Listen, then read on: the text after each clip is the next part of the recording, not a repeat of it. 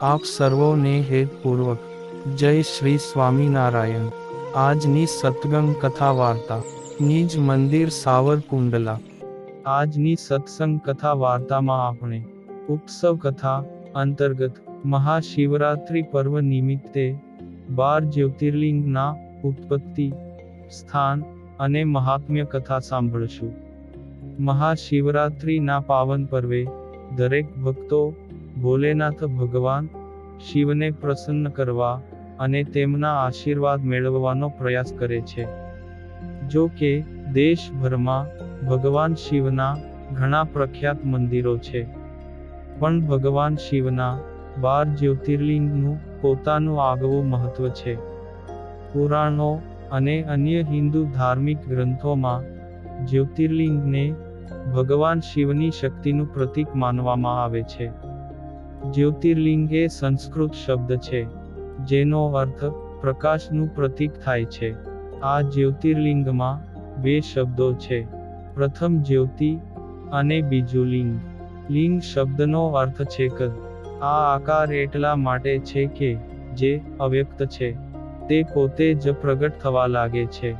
બીજા શબ્દમાં એવું કહી શકાય કે જ્યારે બ્રહ્માંડની ઉત્પત્તિ શરૂ થઈ ત્યારે તેમણે પ્રથમ આકાર લીધો તે એલિપ્સ હતો। સંપૂર્ણ લંબગોળને લિંગ કહેવામાં આવે છે। પુરાણ અને ધાર્મિક માન્યતાઓ અનુસારે આ 12 સ્થાનો પર જે શિવલિંગ છે તે ભગવાન શિવ સ્વયં જ્યોતિના રૂપમાં તેમની ઉપર બિરાજમાન છે। આ જ કારણ છે કે તેમને જ્યોતિર્લિંગ કહેવામાં આવે છે। આપણા હિન્દુ ધર્મમાં જ્યોતિર્લિંગનું ખૂબ જ વિશેષ મહત્વ છે। ધાર્મિક માન્યતાઓમાં કહેવાય છે કે જ્યોતિર્લિંગના દર્શન કરવાથી ભક્તોના તમામ પાપો નાશ પામે છે અને ભક્તોની મનોકામનાઓ પૂર્ણ થાય છે। પરિવારમાં સુખ, શાંતિ અને સમૃદ્ધિ વધે છે। સમગ્ર વિશ્વમાં કુલ 12 જ્યોતિર્લિંગ છે, જે પ્રસ્તુત શ્લોકમાં ભારત ભૂમિ પર આવેલા 12 જ્યોતિર્લિંગનું વર્ણન છે। તે સૌરાષ્ટ્રમાં સોમનાથ અને શ્રીશૈલ પર મલ્લિકાર્જુન, ઉજ્જૈનમાં મહાકાલ, ઓમકારેશ્વરમાં મમલેશ્વર, પરલીમાં વૈદ્યનાથ અને ડાકિનીમાં ભીમાશંકર, સેતુબંધમાં રામેશ્વર, દારૂકાવનમાં નાગેશ્વર, વારાણસીમાં વિશ્વેશ્વર, ગૌતમીના તટ ઉપર ત્ર્યંબકેશ્વર, હિમાલયમાં કેદારેશ્વર, શિવાલયમાં ઘૃષ્ણેશ્વર। જે કોઈ પણ મનુષ્ય પ્રતિદિન પ્રભાત અને સાયંકાલમાં આ 12 જ્યોતિર્લિંગના નામનો પાઠ કરે તેના 7 જન્મોમાં કરેલા પાપ નષ્ટ થઈ જાય છે। અને હવે સાંભળીએ તેમના સ્થાનકો ને સાથે જોડાયેલી કથા વાર્તા। 1. શ્રી સોમનાથ જ્યોતિર્લિંગ ગુજરાત રાજ્યમાં સૌરાષ્ટ્રના સાગર કાંઠે સોમનાથનું ભવ્ય મંદિર આવેલું છે। અહીં 12 પવિત્ર જ્યોતિર્લિંગોમાંનું પ્રથમ જ્યોતિર્લિંગ સોમનાથ વિદ્યમાન છે। સોમનાથનો ઉલ્લેખ ઋગ્વેદમાં પણ થયો છે। સોમનાથનું મંદિર 2000 વર્ષ પહેલાંનું છે।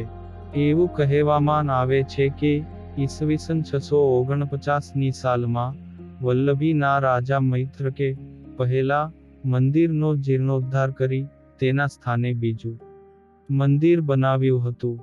ત્યારબાદ સિંધના આરબ શાસક જુનાયદે તેની સેનાની સાથે 725ની સાલમાં મંદિર પર હુમલો કર્યો હતો। ત્યાર પછી 815માં ત્રીજી વખત પ્રતિહાર રાજા નાગભટ્ટ બીજાએ લાલ પથ્થર વાપરીને મંદિરનું નિર્માણ કર્યું હતું। સોમનાથ મંદિરમાં 1026ની સાલમાં મહંમદ ગઝનીએ કિંમતી ઝવેરાત અને મિલકતની લૂંટ કરી હતી। તે લૂંટ કર્યા પછી મંદિરને સળગાવીને તેનો વિનાશ કર્યો હતો અને મંદિરના અસંખ્ય શ્રદ્ધાળુઓને મારી નાખ્યા હતા।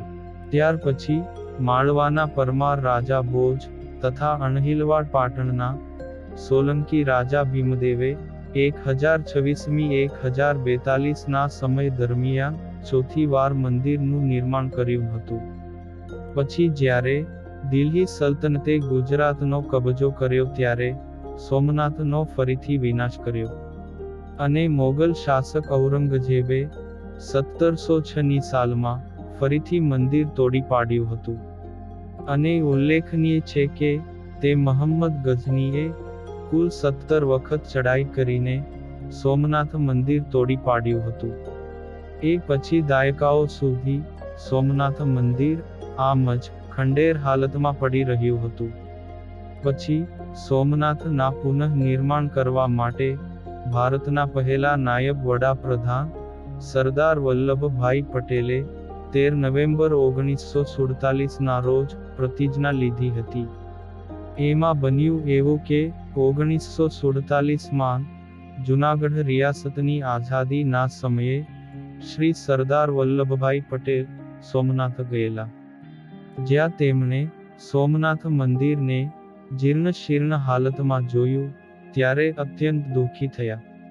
એ પછી તેમણે એનો જીર્ણોદ્ધાર કરાવવાનો સંકલ્પ કર્યો, પરંતુ દેશના તત્કાલીન વડાપ્રધાન શ્રી જવાહરલાલ નહેરુને એમાં ખાસ રુચિ નહોતી. એ બાબતનો ઉલ્લેખ કરતા રજનીકાંત પુરાણિકે પોતાના પુસ્તકમાં લખ્યું છે કે તત્કાલીન શિક્ષણ મંત્રી મૌલાના આઝાદ સોમનાથ મંદિરને ખંડેર જ બનાવી રાખવા માંગતા હતા, અને એને એએસઆઈને સોંપવાની વકીલાત કરી રહ્યા હતા.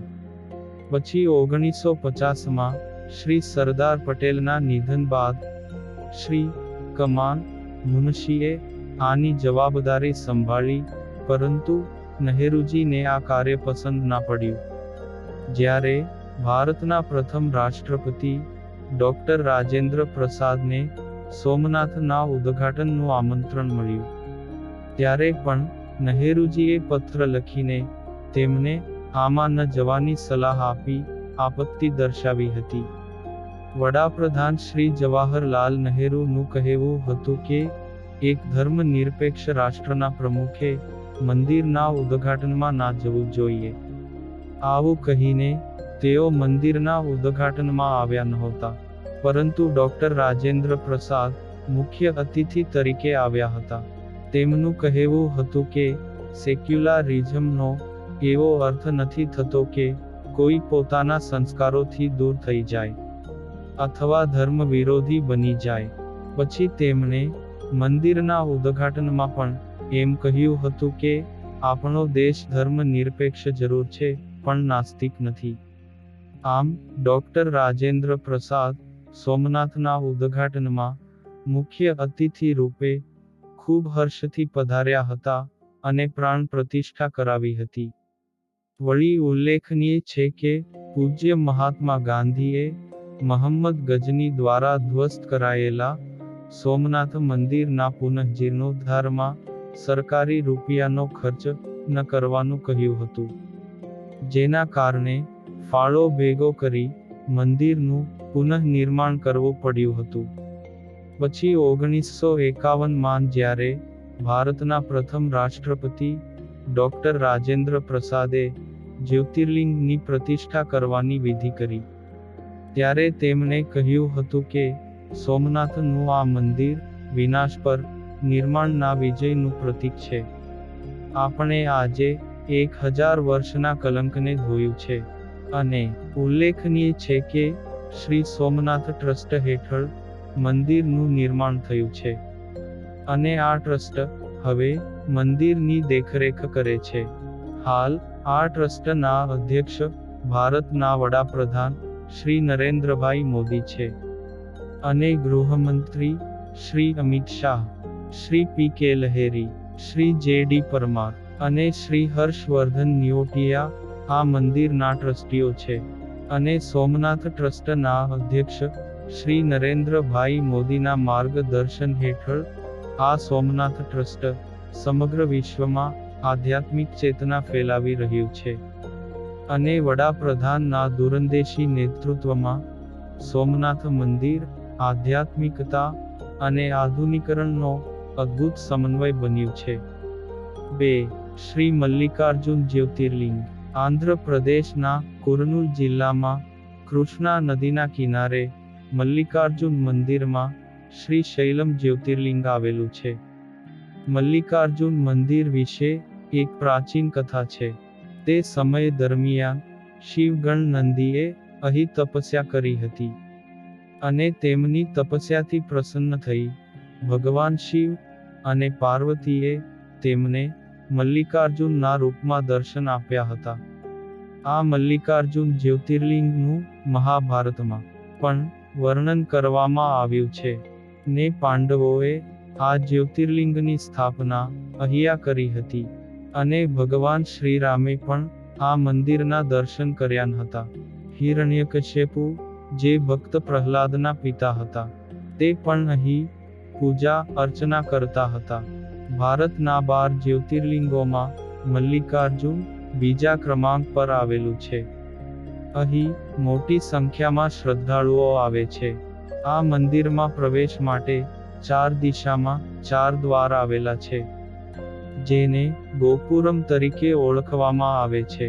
અહીં મંદિરમાં પ્રવેશ કરવા માટે બહાર પગ ધોયા પછી જ પ્રવેશ મળે છે ને નંદીની પરવાનગી લીધા બાદ ભક્તો અહીં મલ્લિકાર્જુન સ્વામીના દિવ્ય રૂપના દર્શન કરે છે.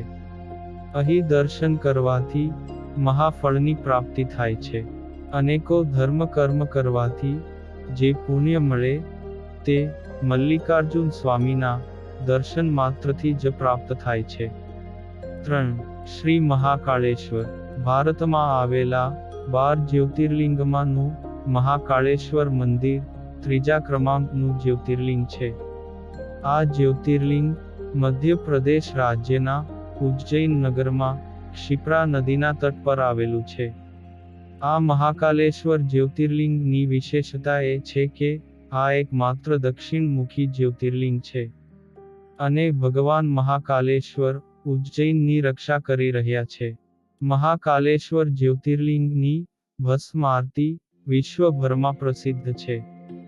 વળી મહાકાલ ઉજ્જૈનના રાજાના સ્વરૂપે પૂજાય છે. આ મહાકાલેશ્વર મંદિરમાં મુખ્ય 3 વિભાગો આવેલા છે.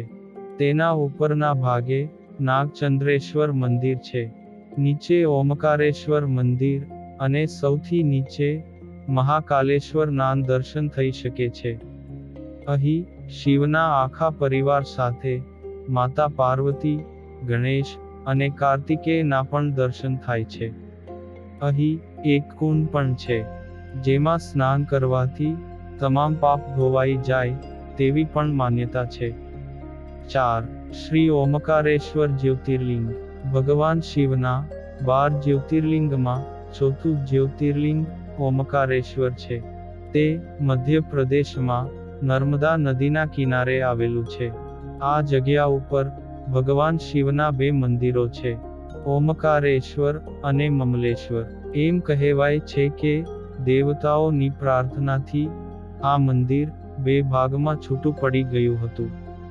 ઓમકારેશ્વર મંદિરની વિશેષતા એ છે કે અહીંનો પર્વત ઓમના આકારનો દેખાય છે અને નર્મદા નદી પણ ઓમના આકારમાં વહેતી હોય તેવું દેખાય છે, માટે તેનું નામ ઓમકારેશ્વર છે.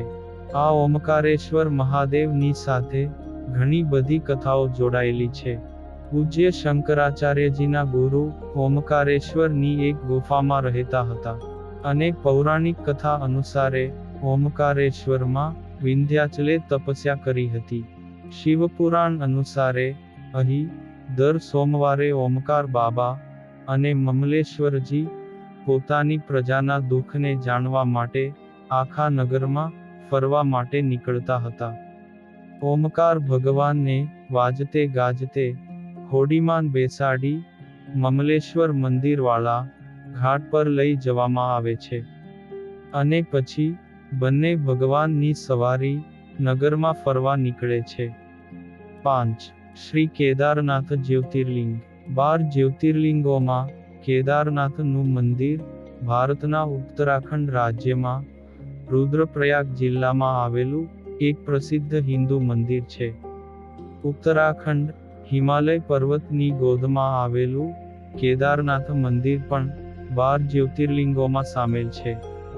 ચાર ધામોમાંનું એક મંદિર કેદારનાથ પણ છે. અહીંના પ્રતિકૂળ વાતાવરણને કારણે આ મંદિર માત્ર એપ્રિલ અને નવેમ્બરની વચ્ચેના સમયમાં દર્શન માટે ખુલે છે. આ મંદિરનો જીર્ણોદ્ધાર આદિ પુરુષ શંકરાચાર્યજીએ કરાવ્યો હતો. આ કેદારનાથનો ખૂબ જ મોટો મહિમા છે. બદ્રીનાથ અને કેદારનાથ ઉત્તરાખંડના બે મુખ્ય યાત્રાધામ છે. તે બંનેનું ખૂબ મહત્વ છે. ઉલ્લેખનીય છે કે કેન્દ્ર સરકારે હાલ આ તીર્થસ્થાનનું સુંદર નવનિર્માણ કર્યું છે. 6. શ્રી ભીમાશંકર જ્યોતિર્લિંગ. ભારતના 12 મુખ્ય જ્યોતિર્લિંગમાં છઠ્ઠું જ્યોતિર્લિંગ ભીમાશંકર છે. આ જ્યોતિર્લિંગ મહારાષ્ટ્રના પુણે શહેરથી 110 કિલોમીટર દૂર સહ્યાદ્રી પર્વતની હારમાળામાં આવેલું છે. ભીમાશંકર જ્યોતિર્લિંગને મોટેશ્વર મહાદેવ તરીકે પણ ઓળખવામાં આવે છે. આ મંદિર ખૂબ જ જૂનું અને કલાત્મક છે. શિવપુરાણમાં કુંભકર્ણના પુત્રનું નામ ભીમ હતું. તે રાક્ષસ હતો. પિતાના મૃત્યુ પછી તેનો જન્મ થયો હતો. તેને ખબર નહોતી કે તેના પિતા ભગવાન શ્રીરામના હાથે મૃત્યુ પામ્યા છે. પરંતુ તેણે શ્રીરામને મારવા માટે ઘણા વર્ષો સુધી શંકર ભગવાનની તપસ્યા કરી હતી. અને ભગવાન શિવ અહીં પ્રસન્ન થયા હતા. એટલે તેનું નામ ભીમાશંકર પડ્યું હતું. 7. શ્રી કાશી વિશ્વનાથ જ્યોતિર્લિંગ. કાશી વિશ્વનાથ મંદિર વારાણસીમાં ગંગા નદીના કિનારે આવેલું છે. આ મંદિર વારાણસીમાં છેલ્લા હજારો વર્ષોથી સ્થિત છે. આ કાશી વિશ્વનાથ મંદિરનું હિન્દુ ધર્મમાં ખૂબ મોટું મહાત્મ્ય છે. અહીં પવિત્ર ગંગામાં સ્નાન કરવાથી વ્યક્તિને મોક્ષ પ્રાપ્ત થાય છે. કાશી વિશ્વનાથ મંદિરના મુખ્ય દેવતાને વિશ્વનાથ અથવા વિશ્વેશ્વર નામથી ઓળખવામાં આવે છે. આ પવિત્ર મંદિર ગંગાના પશ્ચિમ કિનારે આવેલું છે અને વારાણસી મંદિર તરીકે પણ ઓળખવામાં આવે છે. આ કાશી વિશ્વનાથ જ્યોતિર્લિંગ બે ભાગમાં છે. જમણા ભાગમાં દેવી ભગવતી શક્તિ સ્વરૂપે બિરાજમાન છે ને બીજી બાજુ ભગવાન શિવ સુંદર સ્વરૂપમાં બિરાજમાન છે. તેથી જ કાશીને મુક્ત ક્ષેત્ર કહેવામાં આવે છે. વિશ્વના દરબારમાં તંત્રના મુખ્ય 4 દરવાજા છે. શાંતિનો દરવાજો, નાનો દરવાજો, પ્રતિષ્ઠાનો દરવાજો અને નિવૃત્તિનો દરવાજો.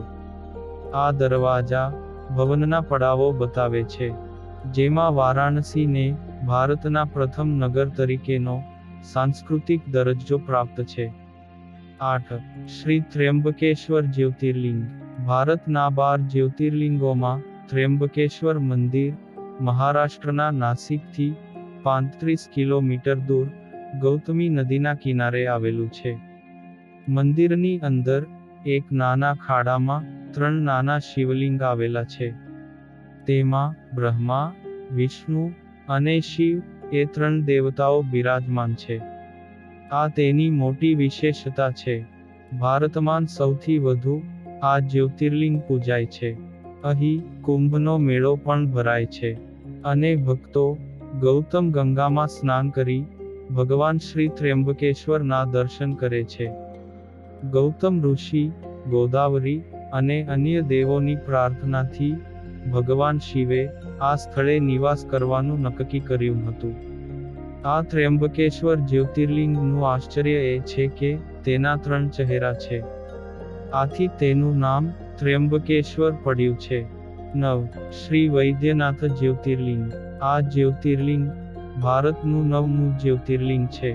વૈદ્યનાથ જ્યોતિર્લિંગ ઝારખંડ પ્રાંતના સાયલ પરગણાના ડુમકા નામના જિલ્લામાં આવેલું છે. આ જ્યોતિર્લિંગની કથા રાવણ સાથે સંબંધિત છે. ભગવાન શિવનો સૌથી મોટો ભક્ત રાવણ હતો. એકવાર તેમણે શિવને પ્રસન્ન કરવા માટે હિમાલય ઉપર ઉગ્ર તપસ્યા કરી હતી. રાવણે તેના 9 માથા કાપી શિવલિંગને અર્પણ કર્યા હતા. જ્યારે તે પોતાનું 10મું માથું કાપવા જઈ રહ્યો હતો ત્યારે શિવ પ્રગટ થયા અને વરદાન આપ્યું હતું. કહેવાય છે કે રાવણે વરદાનમાં એક લિંગ માગ્યું હતું. ત્યારબાદ અહીંના શિવલિંગની સ્થાપના કરવામાં આવી હતી. 10. શ્રી નાગેશ્વર જ્યોતિર્લિંગ. ભગવાન શિવનું નાગેશ્વર જ્યોતિર્લિંગ ગુજરાત રાજ્યના દ્વારકા તીર્થસ્નાનથી 25 કિલોમીટરના અંતરે આવેલું છે. ધાર્મિક શાસ્ત્રો અનુસાર ભગવાન શિવને સર્પના દેવતા તરીકે ઓળખવામાં આવે છે અને નાગેશ્વરનો સંપૂર્ણ અર્થ સર્પનો સ્વામી એવો થાય છે. સાપ હંમેશા ભગવાન શિવના ગળામાં જોવા મળે છે, માટે આ મંદિરમાં ઝેર અને ઝેર સંબંધિત રોગોથી મુક્તિ મળે છે તેવી માન્યતા છે. નાગેશ્વર શિવલિંગની સ્થાપના દ્વારકાના ખડકમાંથી ગોળાકાર પથ્થરથી 3 મુખી રુદ્રાક્ષના રૂપમાં કરવામાં આવી છે. આ શિવલિંગની સાથે દેવી પાર્વતીની પણ અહીં પૂજા થાય છે. પૌરાણિક કથા અનુસારે અહીં ભગવાન શ્રી કૃષ્ણ રુદ્રાભિષેક દ્વારા ભગવાન શિવની પૂજા કરતા હતા. 11. શ્રી રામેશ્વરમ જ્યોતિર્લિંગ. આ જ્યોતિર્લિંગ તમિલનાડુના રામનાથપુર જિલ્લામાં આવેલું છે. 4 ધામની યાત્રામાં આ એક ધામ રામેશ્વરમ છે. એને રામનાથ સ્વામી મંદિર પણ કહેવામાં આવે છે. બ્રાહ્મણ રાવણનો વધ કરવાથી શ્રી રામજી ઉપર બ્રહ્મ હત્યાનું પાપ લાગ્યું હતું. તે સમયે ઋષિઓએ શ્રી રામને કહ્યું હતું કે બ્રહ્મ હત્યાના પાપથી મુક્તિ મેળવવા માટે તેમણે શિવલિંગ સ્થાપિત કરીને અભિષેક કરવો જોઈએ. તે પછી રામજીએ દક્ષિણ તટ ઉપર બાલુ એટલે કે એક પ્રકારની માટીથી આ શિવલિંગ બનાવીને તેની પૂજા કરી હતી. આમ આ શિવલિંગ સ્વયં પ્રભુ શ્રી રામે સ્થાપિત કરેલું પવિત્ર જ્યોતિર્લિંગ છે. 12. શ્રી ગરુષ્ણેશ્વર. ભગવાન શિવના 12 જ્યોતિર્લિંગમાંથી એક ગરુષ્ણેશ્વર મંદિર મહારાષ્ટ્રના ઔરંગાબાદના દૌલતાબાદથી 11 કિલોમીટર દૂર શહેરની ચહલપહલથી દૂર એક શાંત જગ્યાએ આવેલું છે.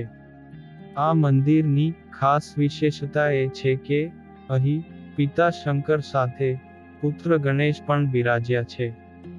દેશમાં આવેલા 21 ગણેશ પીઠો પૈકી એક લક્ષવિનાયક નામથી પ્રસિદ્ધ ગણેશ પીઠ આ મંદિરમાં જ આવેલી છે. પૌરાણિક કથા અનુસારે ગરુષ્ણ નામની શિવ ભક્ત મહિલાની ભક્તિથી અહીં શિવજી વિરાજમાન થયા હતા.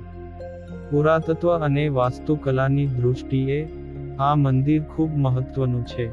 શ્રાવણ માસ અને અન્ય વાર તહેવારોના દિવસે અહીં મેળો ભરાય છે. આ સમયે ખૂબ મોટી સંખ્યામાં લોકો દર્શન કરવા માટે આવે છે. ગરુષ્ણેશ્વર મંદિરનું પુનઃનિર્માણ 16મી સદીમાં વેરુળના માલોજી રાજે ભોંસલે એટલે કે શિવાજીના દાદાજી દ્વારા કરવામાં આવ્યું અને ત્યારબાદ 18મી સદીમાં અહિલ્યાબાઈ હોળકર દ્વારા તેનું પુનઃનિર્માણ કરાયું હતું. આમ આપણે શિવરાત્રિ મહાપર્વ નિમિત્તે ભગવાન શ્રી ભોલેનાથના 12 જ્યોતિર્લિંગોની ઉત્પત્તિ અને મહિમા વિશે કથા વાર્તા સાંભળી અને હવે પછીની કથા વાર્તા આપણે આગળના ભાગમાં સાંભળશું. અત્યારે આપ સર્વોને ભાવથી જય શ્રી સ્વામિનારાયણ.